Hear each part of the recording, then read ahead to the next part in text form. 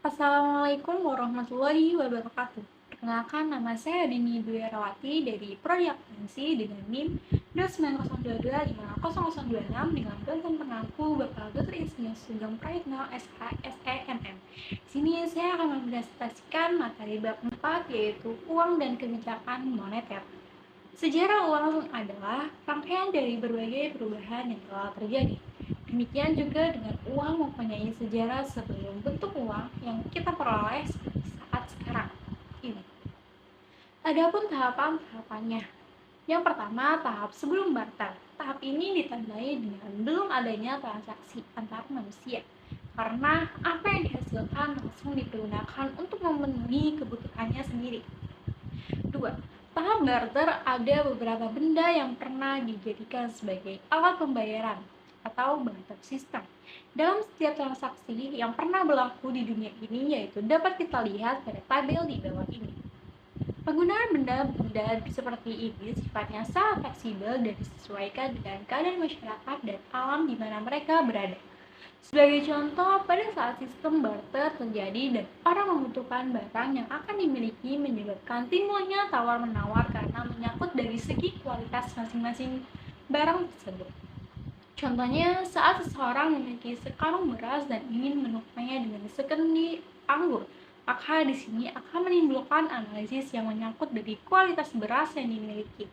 Apakah termasuk kategori baik, sedang atau rendah, dan begitu pula sebaliknya pada minuman anggur tersebut. Sehingga hal seperti ini menyebabkan proses transaksi yang terjadi sangat rumit dan tidak ada aturan yang pasti. Maka dipakainya penetapan uang jenis kertas atau flat money sebagai bentuk uang utang karena menyakup angka nominal dalam jumlah kelipatan yang besar dan jenis uang koin. Sebagai uang membantu, yaitu dengan nilai nominal kecil, adalah sebuah keputusan yang bijaksana, walau dalam praktiknya telah menyebabkan terjadinya perbedaan indeks pada harga. Karena secara fakta uang, kertas telah beredar melintasi antar benua. Ketiga, sistem barter tidak lagi efektif diterapkan. Ada beberapa alasan yang dapat kita kemukakan mengapa sistem barter tidak tepat lagi diterapkan, yaitu A. Terlalu berat membawa barang untuk menukarnya dengan barang. Contohnya, 1 ekor kambing ditukar dengan 4 ekor karung beras. B. Tidak bisa dijamin barang yang ditukar sama kualitasnya dengan barang yang diinginkan. C. Lebih praktis mempergunakan uang dan perhitungannya jauh lebih cepat dan mudah, terutama pada saat ingin dibukukan. Dia konsep bisnis pada era sekarang ini adalah time is money atau waktu adalah uang. Jadi, publik menginginkan keefektifan dalam penggunaan waktu, termasuk dipakainya ATM, kredit card, dan pembayaran via internet. Sistem imbal beli secara barter hanya bisa terjadi apabila dilakukan oleh organisasi yang besar dan memiliki perangkat pengawasan dan aturan kesepakatan yang jelas. 4. Tahap penggunaan uang barang adanya kesulitan pada tahap barter mendorong masyarakat mencari alternatif lain dalam melakukan tukar-menukar barang, yakni dengan menetapkan beberapa barang atau benda sebagai alat tukar. Barang atau benda yang dipilih biasanya memiliki nilai yang tinggi, berkekuatan magis, atau merupakan barang kebutuhan sehari-hari, misalkan garam sebagai alat tukar masyarakat Roma pada zaman dahulu. Penggunaan barang atau benda sebagai alat tukar juga masih menimbulkan masalah. Antara lain, tidak memiliki pecahan, hanya berlaku pada daerah tertentu saja, kesulitan dalam hal penyimpanan dan pengangkutan, mudah rusak dan tidak tahan lama. 5. Tahap penggunaan uang logam. Uang merupakan bentuk penyederhanaan sebagai alat tukar dalam transaksi pembelian suatu bentuk barang maupun jasa. Maka seluruh dunia menyetujui jika logam yang paling tinggi nilainya dari yang lain dan juga hingga saat ini ada emas atau gold, di mana secara umum dapat dimengerti jika suatu negara memakai sistem standar emas apabila nilai mata uangnya dikaitkan atau dihubungkan atas nilai seberat emas tertentu. 6. Alasan suatu negara meninggalkan sistem uang emas dan perak menurut Ahmad Hassan yaitu ada 3 faktor yang mempengaruhi dan mendorong negara-negara di dunia meninggalkan sistem uang tambang atau emas dan perak dan menggantikannya dengan sistem uang kertas. Yaitu yang pertama, ada faktor-faktor militer di mana pada saat PDI tahun 1914 telah mendorong sebagian besar negara untuk mempersiapkan cadangan emas dan perak untuk keperluan dan peralatan perang. Yang kedua ada faktor-faktor politis. Dalam persoalan politik ini terjadi pada masa itu di mana negara penjajahan yang menguasai jalannya telah memperlakukan mata uang negaranya ke negara jajahannya. Seperti Inggris menguasai Mesir, maka mata uang emas yang telah berlaku selama ini berubah menjadi pound sterling kertas, sehingga menyebabkan sistem moneter di Mesir tergantung pada pound sterling Inggris. Dan begitu juga yang terjadi pada saat Belanda menjajah Nusantara ini yang menerapkan mata uang golden sebagai alat bayar yang sah dalam transaksi di pasaran. Yang ketiga, menurut Ahmad Hasan adalah faktor ekonomi. Di sini Ahmad Hasan mengatakan bahwa para pakar ekonomi menyebutkan beberapa faktor-faktor ekonomi yang mendorong meninggalkan sistem emas.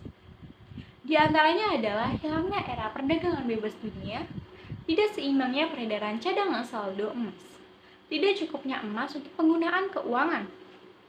7. Tahap penggunaan uang kertas sebelum keberadaan dan fungsi uang kertas seperti sekarang ini. Dahulu uang kertas yang ada keberadaannya dijamin oleh logam mulia. Penggunaan uang kertas dirasa lebih memudahkan transaksi karena sifat fisiknya yang mendukung sebagai alat tukar. 8. Tahap penggunaan uang elektronik seiring dengan kemajuan teknologi, khususnya teknologi informasi, mulailah berkembang uang elektronik, di mana untuk menyelesaikan transaksi ekonomi, pihak yang melakukan transaksi tidak perlu membawa uang tunai. Namun, cukup dengan melakukan pembayaran melalui kartu kredit, transfer antar rekening, yang saat ini bahkan telah dapat dilakukan melalui internet, serta SMS dan telepon seluler. B. Sejarah uang di Indonesia. Masa awal kemerdekaan, keadaan ekonomi di Indonesia pada awal kemerdekaan ditandai dengan hiperinflasi akibat peredaran beberapa mata uang yang tidak terkendali. Sementara pemerintah RI belum memiliki mata uang. Ada 3 mata uang yang dinyatakan berlaku oleh pemerintah RI pada tanggal 1 Oktober 1945, yaitu mata uang Jepang, mata uang Hindia Belanda, dan mata uang Deutsche Bank. Di antara ketiga mata uang tersebut, yang nilai tukarnya mengalami penurunan tajam adalah mata uang Jepang. Peredaran sejarah mencapai 4 miliar sehingga mata uang Jepang tersebut menjadi sumber hiperinflasi. Lapisan masyarakat yang paling menderita adalah petani, karena mereka kala yang paling banyak menyimpan mata uang Jepang. C. Asal mula nama mata uang. Uang adalah alat penting yang tidak bisa dipisahkan dari kehidupan bermasyarakat. Hal ini dikarenakan uang sudah menjadi alat pembayaran untuk membeli barang dan jasa di era modern, seperti sekarang. Uang dalam ilmu ekonomi tradisional didefinisikan sebagai alat tukar atau pembayaran yang dapat diterima secara umum. Objek tukar dapat berupa benda atau jasa yang dapat diterima oleh setiap orang di masyarakat dalam proses pertukaran barang dan jasa. Dalam ilmu ekonomi modern, uang didefinisikan sebagai sesuatu yang tersedia dan secara umum diterima sebagai alat pembayaran bagi pembelian barang-barang dan jasa-jasa, kekayaan berharga lainnya, serta untuk pembayaran utang. Beberapa ahli juga menyebutkan fungsi uang sebagai alat penunda pembayaran. Kesimpulannya, uang adalah suatu benda yang diterima umum oleh masyarakat sebagai pengukur nilai, menukar dan melakukan pembayaran atas pembelian barang dan jasa. Pada waktu yang bersamaan bertindak sebagai alat penimbun kekayaan. Pada prinsipnya, penggunaan benda sebagai alat transaksi pembayaran juga bisa menimbulkan inflasi jika salah satu pihak yang merasa mendominasi memiliki suatu jenis barang yang begitu dibutuhkan oleh masyarakat dan dia menahannya dengan maksud-maksud tertentu. Sehingga hasil dari tindakannya ini menyebabkan naiknya harga barang tersebut dan menurunnya harga barang lain pada saat dikonversikan dengan barang tersebut. D. Uang. Yang pertama ada definisi yang adalah satuan nilai yang dijadikan sebagai alat transaksi dalam setiap pembayaran di masyarakat, di mana pada uang tersebut tercantum nilai nominal, penerbit serta ketentuan lainnya. Dalam perkembangan yang begitu pesat pada era sekarang ini, uang bukan hanya dilihat sebagai alat transaksi namun sudah lebih daripada itu, yaitu A sebagai kekayaan dan status, B sebagai alat pengumpul kekayaan, C sebagai media untuk menyelesaikan berbagai permasalahan, D sebagai barang. 2. Jenis uang. Uang yang beredar dalam masyarakat dapat dibedakan dalam dua jenis, yaitu yang pertama ada uang kartal, adalah alat bayar yang sah dan wajib digunakan oleh masyarakat dalam melakukan transaksi jual beli sehari-hari. Yang kedua adalah uang giral. Uang giral yang dimiliki masyarakat dalam bentuk simpanan atau deposito yang dapat ditarik sesuai kebutuhan. Uang ini hanya beredar di kalangan tertentu saja, sehingga masyarakat mempunyai hak untuk menolak jika ia tidak mau barang atau jasa yang diberikannya dibayar dengan uang ini. Untuk menarik uang giral, orang menggunakan cek. Menurut bahan pembuatannya, uang menurut bahan pembuatannya terjadi menjadi dua, yaitu yang pertama ada uang logam. Uang adalah yang terbuat dari logam, biasanya dari emas atau perak, karena kedua logam itu memiliki nilai yang cenderung tinggi dan stabil. Satu, nilai intrinsik, dua, nilai nominal, dan tiga, nilai tukar atau real. Yang kedua ada uang kertas. Uang kertas terbuat dari kertas dengan gambar dan cap tertentu dan merupakan alat pembayaran yang sah. Menurut penjelasan Undang-Undang Nomor 23 Tahun 1999 tentang Bank Indonesia. Yang ketiga, lembaga yang mengeluarkan uang. Menurut lembaga yang mengeluarkannya, uang dibedakan menjadi uang kartal atau kepercayaan dan uang giral sebagai simpanan di bank. 4. Menurut nilainya. Menurut lembaga yang mengeluarkannya, uang dibedakan menjadi ada uang kartal, yaitu kepercayaan. 5. Fungsi uang secara umum. Uang memiliki fungsi sebagai perantaraan untuk pertukaran barang dengan barang, juga untuk menghindarkan perdagangan dengan cara barter.